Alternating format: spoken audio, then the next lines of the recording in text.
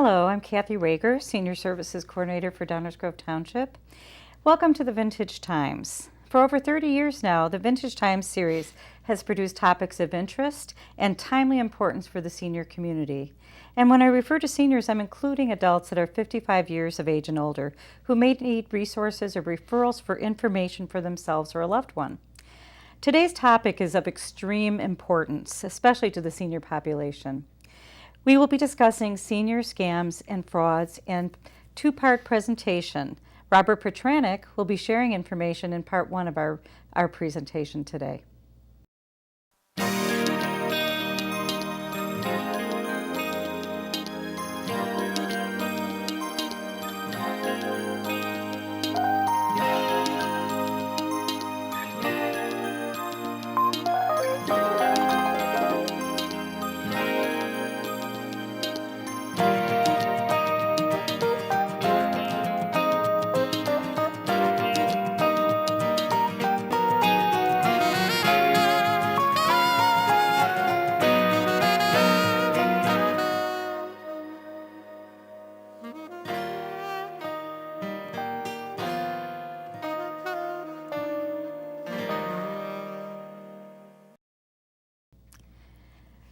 Hello, Robert. Welcome to the program. Hi there.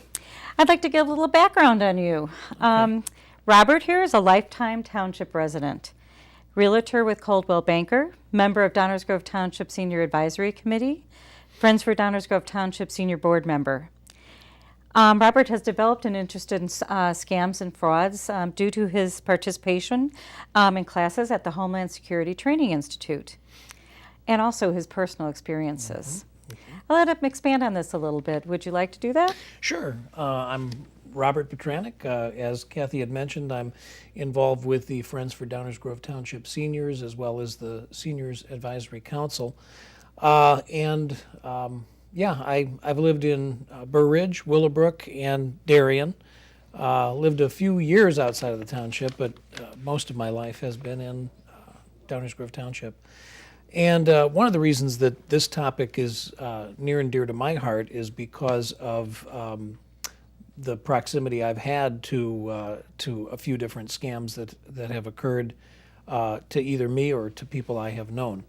And it's an ever-evolving issue. There's always new wrinkles as far as ways that people can be taken advantage of, and so it's important to get the word out there on these items. And so you were saying that you had some personal experiences with fraud and senior scams. Can you elaborate a little bit on that? Sure. One particular thing that occurred, we were selling my parents' place in Wilmington, Illinois, it's right on the Kankakee River. It's a kind of a recreational home. My parents got to the point where they didn't want it anymore and were going to sell it. So these folks, we got into a contract to sell it, and we got to the, make a long story short, we got to the closing table, and the folks that were going to buy it, there was definitely something wrong. We walked in, and they were very unhappy. You could have heard a pin drop in there, and what we were told was that a couple weeks before the closing was supposed to happen, their Comcast account got hacked, their email, and whoever hacked it realized they were in the process of purchasing a home, went through their lawyer's correspondence and figured out what was happening, which was a cash transaction. They created a fake letterhead of the law firm and sent an email to these folks telling them they needed to wire over $300,000 to a Chase bank account to make the transaction happen. And they did this without checking with the attorney or the title company or anyone else. And basically the money, from what I understand, it went into that account. And it was 2 weeks before the closing. It wasn't like the day before or day or two before, which is typical. So the money went into an account with Chase in, I think, either Peoria or Pekin, and immediately after it was deposited in that account, it went out of the country. And I believe the case is still open now, and that's 10 months ago. Were they able to recover any of well, their money, or do you think No, they'll have as of hopes right doing now, that? yeah, as of right now, that I believe it's still open, which means they haven't recovered anything. So the closing didn't happen that day. We had to, the closing got canceled. They weren't able to buy the property. And the frightening thing about it was the email that came in was just like one number or letter off from like the legitimate email it should have been.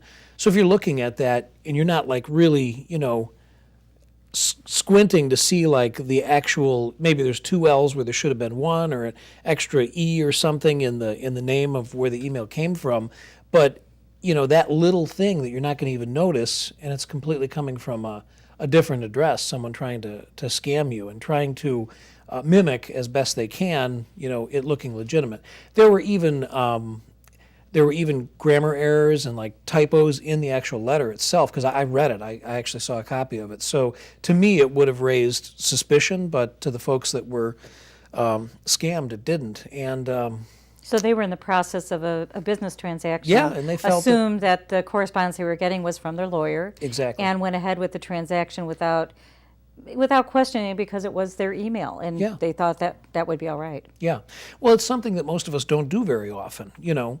As a realtor, I may either sell or buy or be part of that process of a home 4 times in a month. Most people, it's between 5 and 20 years that you purchase Yeah. or sell a home. So if you're not up to speed on the way things are done today, or if you're just not really familiar with the process, any of those factors can influence, your knowledge base is going to influence how susceptible you are to being duped with a fraud or a scam. And this one, they, to my knowledge, that money is still gone. This story has a silver lining. The folks were able to purchase the house which they had wanted to, which is, not always the case for most people, but they were able to get through it and get the place. But as far as I know, the case is still open. That money is still gone. So, there are no silly questions. So you're talking about life savings. So if Yeah. it's almost good to double check more than once. Triple check, call. Yeah. Maybe their lawyer. Make sure that the correspondence they're getting is legitimate. Yes. Is that, Well, particularly since this occurred, I have noticed that most attorneys, this was a big story on ABC News. It was called Wired Away, was the name of the segment that they did on this particular transaction. And what I've noticed is all the attorneys that I deal with pretty much after that point forward have some sort of disclaimer at the bottom of their email that says, basically, know who you're dealing with. We will never give you wiring instructions, statements like that.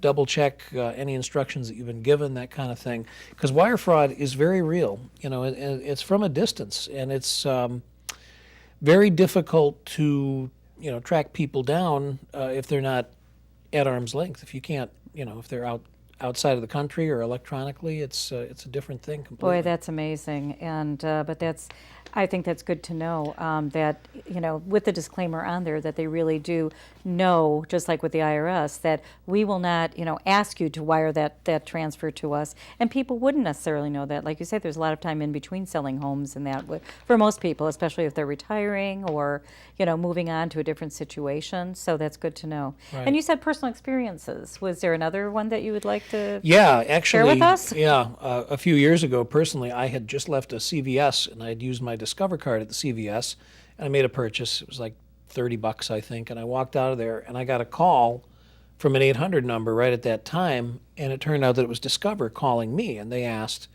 "Hello, this is Discover Card Services, and did you just make a purchase at a CVS in Illinois?" I said, "Yeah, I did. I'm just walking out, as a matter of fact."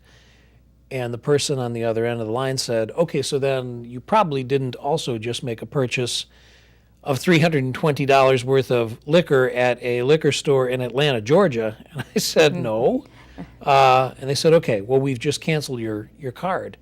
I said, "Okay, is there anything that I should do, or can I do?" And they said no. They said, "What we're going to do is we're going to have a new card and a new number issued to you.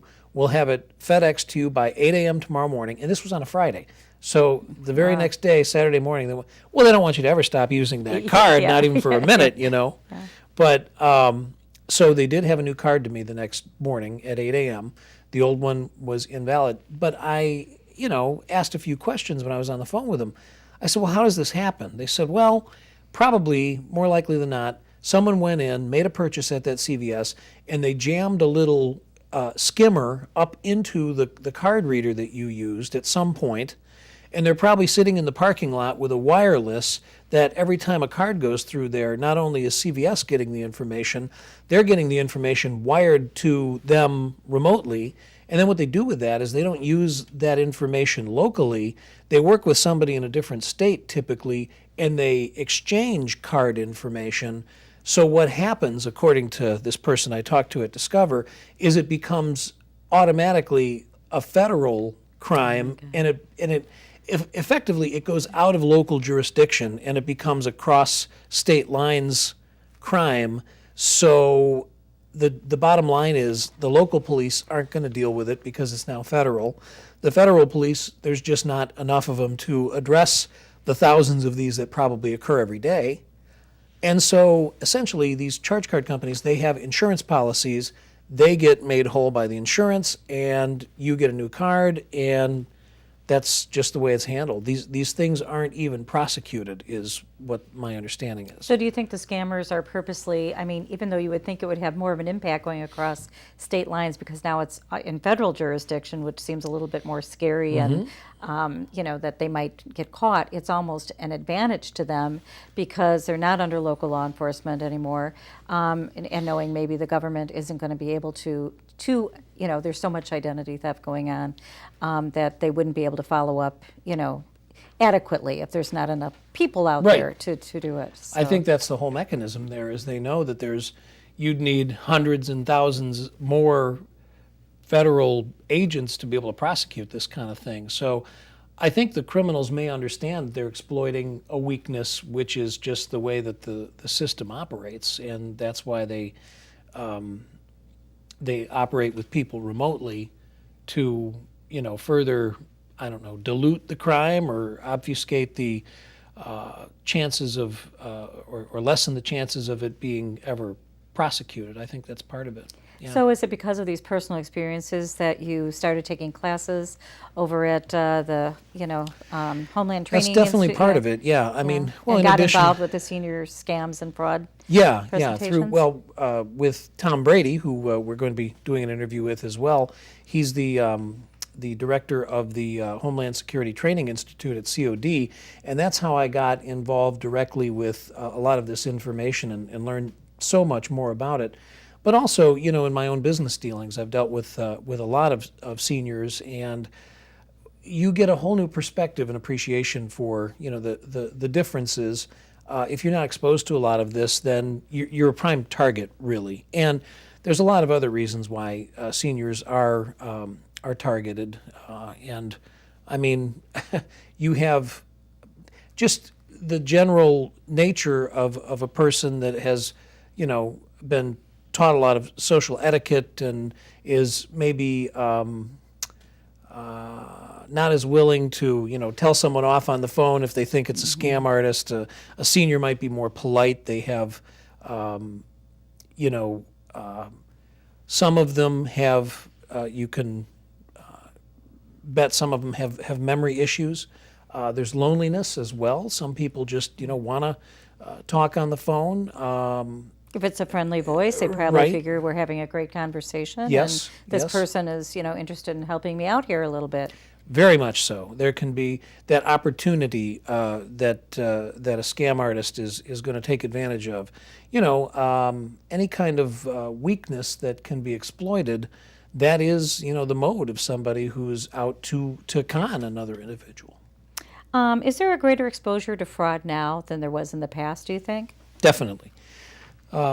Historically, to be able to take advantage of somebody, you would most likely have to be, with them in person to shortchange them or however you might want to do it. With the advent of mail and, the telecommunications, the phone, the biggest one being, the digital age here. We have not only do we have people interstate, but from foreign countries committing email scams and any kind of online Trojan horse type attacks or virus attacks, malware attacks, any of that kind of thing can be done from anywhere on the planet. So and there's always new flavors of things. One of the things that I've learned is that the basic principles haven't changed. It's just that they've evolved. A lot of the scams that are going on today are the same type of scams that have been perpetrated since the Civil War or since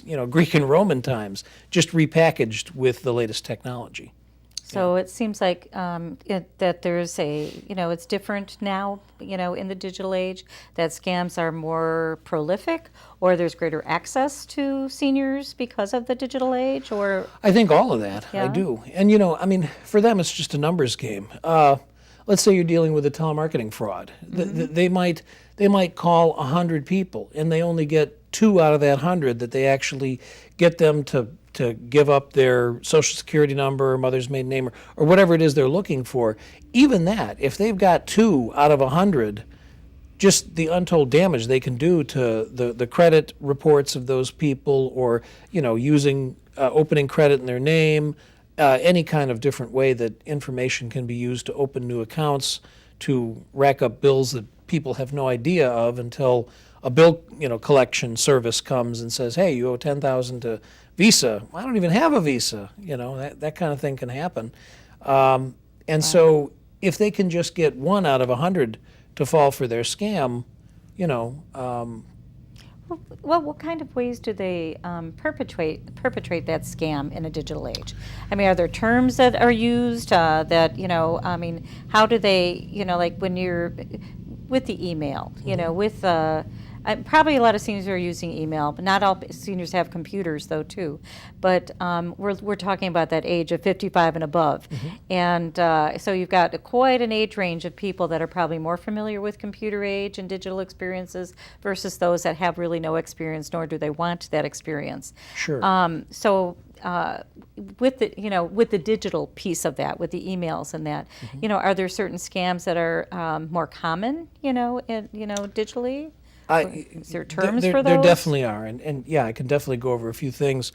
One of the basic ones is dumpster diving. That's a way they get a lot of information, and that's more of a physical analog type of attack. It's if you didn't shred your documents and you throw them out in the garbage, there are people that will go through, find old credit card statements or credit reports or whatever it is that you might toss out. Even an electric bill can give up information that you don't necessarily want people to have. So dumpster diving is one thing. Phishing is another thing. Recently with Facebook, there's a lot of these things that come up on there and say, what was the last good concert you attended? Or what's your favorite color? Or what town were you born in? All that information can be used and culled and archived, I guess you will, to be used to open new accounts. Some of it can, some of it can't.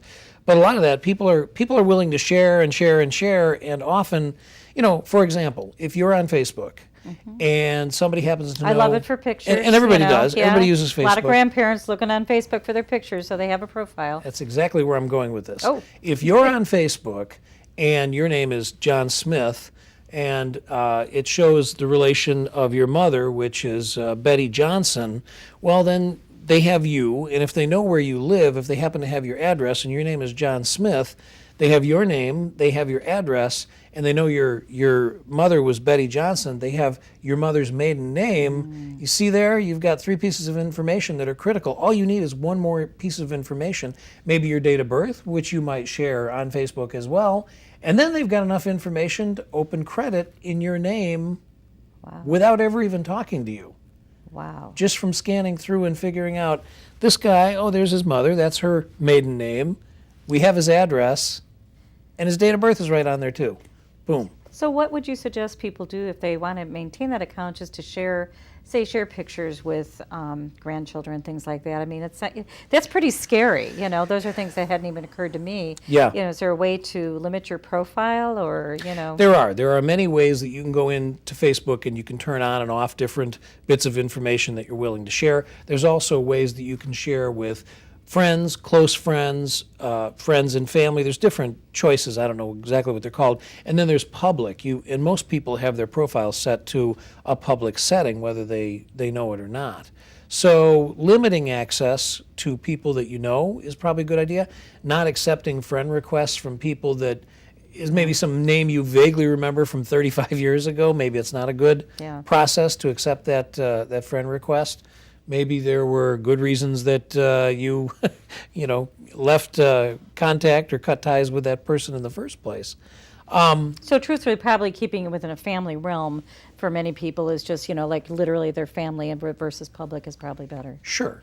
And I know that's difficult to do because, you meet people all the time and you get Facebook friend requests all the time. And, you just need to, I think, be careful about what kind of information that you're allowing to be accessed out there. Don't give out sensitive information on social media platforms. Try and, I guess just always be considerate about who's getting what and how much information they know about you. Yeah, it sounds like limiting the information is best. Yeah. And I know we touched on it already, but why are seniors particularly attractive targets for scammers and con artists? Why is that? Well, there are definitely age-related issues that play into why they are likely targets. One major reason is because they've worked all their lives and they've had enough time to build up assets for people to want to pilfer. When you're dealing with a person who's maybe 24 years old and just out of college and the $100,000 worth of college debt, there's nothing to steal from them. But when you deal with somebody who's retired, who spent all their life, making income and also saving for retirement, you have reserves there that can be tapped. If the money's already there, it's easier to get it than just, using credit of somebody who's younger. Those assets are already there. Older people are usually polite. They won't, yell at somebody and hang up the phone as easily as a younger person would say, hey, I've got no patience for this. I don't know what you're looking for, but I don't have it. Older people they're in large part, they're more trusting because they haven't had experiences perhaps that have been negative. Their guard's not up maybe as high as somebody who's a little bit more tech savvy, maybe. Well, what are types of things are red flags that potential victims should be aware of? Well, any kind of letter telling you, oh, congratulations, you've won this or that, and all you need to do is send $59.95 for shipping and handling, or you've got to get your prize, a sweepstakes you don't remember entering, something like that. Anybody calling you out of the blue to tell you that you're a winner is often an opportunity for them to, the only one who's going to end up making any money in the transaction is possibly a scam artist, something like that. Well, what types of fraud occur specific to seniors and healthcare that they should be advised about? Yeah, that is, there's a bunch. Number one is the health cure scam. If you have somebody who's got some serious health issues and somebody comes to them and says, I've got a miracle cure for you, or I have something that can take care of that for you, our health is precious. If it's something that they say, oh, well, the medical association hasn't approved this treatment yet, but we know it works, snake oil sales, essentially. Again, that idea of something as old as time, here's a miracle cure. Here's a tincture that's going to alleviate your problems. Things like that are you're preying on the hope someone has that what you have is going to cure them or help them. It's a horrible thing, but the health cure fraud, miracle cures, those are something that people fall victim to because they're desperate and they want to, if you're dying from some condition, somebody comes along and says, well, for only $3,000, I can give you a treatment regimen that'll cure you. And probably seniors at that point have more ailments, and they're thinking about those things and might be desperate for some of these potentially harmful, but thinking they're going to be helpful types of elixirs. Yeah. How do consumers protect themselves from potential dangers? Well, just one more thing to touch on Oh, with sure. regard to the seniors. There's also, Medicare fraud. There's the fact that people will will use your information and then turn around and get a surgery for themselves, something like that. Oh, my They goodness. actually will do identity fraud and use your health care, basically, is another way that those kind of frauds are perpetrated on seniors. And Wow. the Medicare system is different than, during your working years, that kind of health care that you're paying into, it's a different system. And there's companies that'll sign you up for a certain plan A or plan C or plan D. They'll offer you things like, here's a $200 grocery store gift card if you sign up for this plan, because that plan somehow they get a kickback on that they wouldn't get on another plan. That kind of a thing happens too, Wow. just regarding the health care. Well, how do they protect themselves then from these dangers? Well, the simplest way is be protective. Guard your information. Keep checking your credit card statements. Check your bank account statements frequently. Keep your eye on these things. Read through your statements. The reason they send them to you or create a new statement for you if you do it digitally is for you to be able to, review it and see if anything doesn't make sense. Too many people are complacent and don't literally go over that A information. smart thing to do. Yeah, line by A line. real smart thing to do. And fraudsters can be hitting you for just like a little charge every month. They can do it also as a test. They can hit you with $1 or $2 charge to see if you do anything if you notice it. And if you don't, then they'll hit you for a big charge a couple months down the line. Wow. Yeah. That's amazing. So what are ways to verify the validity of company and businesses or track records? What's a good way to? Well, obviously there's Better Business Bureau, Triple B. It's www.tripleb.org. Okay.